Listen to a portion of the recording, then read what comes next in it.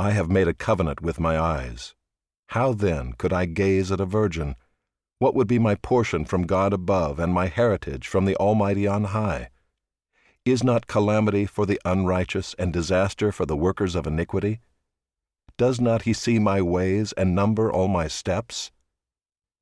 If I have walked with falsehood, and my foot has hastened to deceit, let me be weighed in a just balance, and let God know my integrity.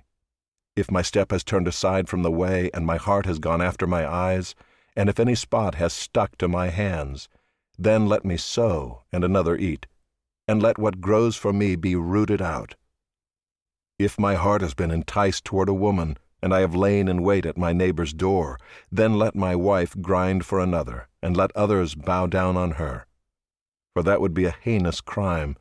That would be an iniquity to be punished by the judges. For that would be a fire that consumes as far as Abaddon, and it would burn to the root all my increase.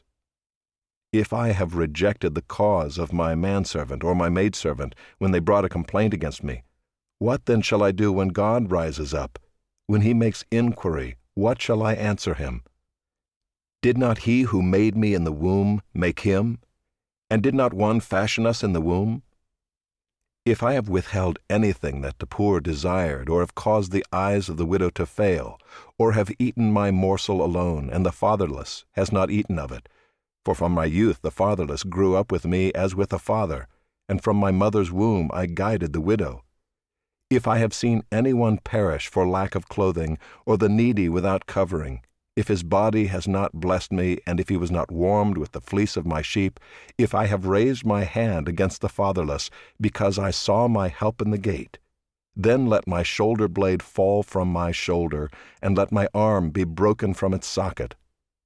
For I was in terror of calamity from God, and I could not have faced his majesty. If I have made gold my trust, or called fine gold my confidence, if I have rejoiced because my wealth was abundant, or because my hand had found much, if I have looked at the sun when it shone, or the moon moving in splendor, and my heart has been secretly enticed, and my mouth has kissed my hand, this also would be an iniquity to be punished by the judges, for I would have been false to God above. If I have rejoiced at the ruin of him who hated me, or exulted when evil overtook him, I have not let my mouth sin by asking for his life with a curse. If the men of my tent have not said, "Who is there that has not been filled with his meat?" The sojourner has not lodged in the street.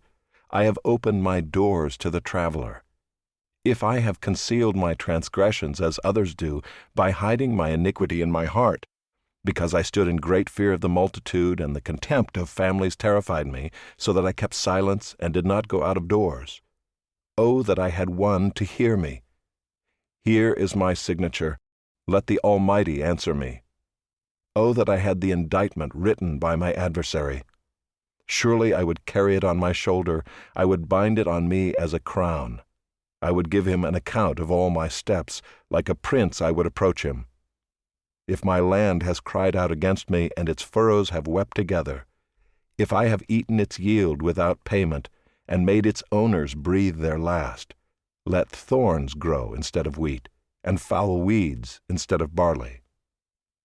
The words of Job are ended.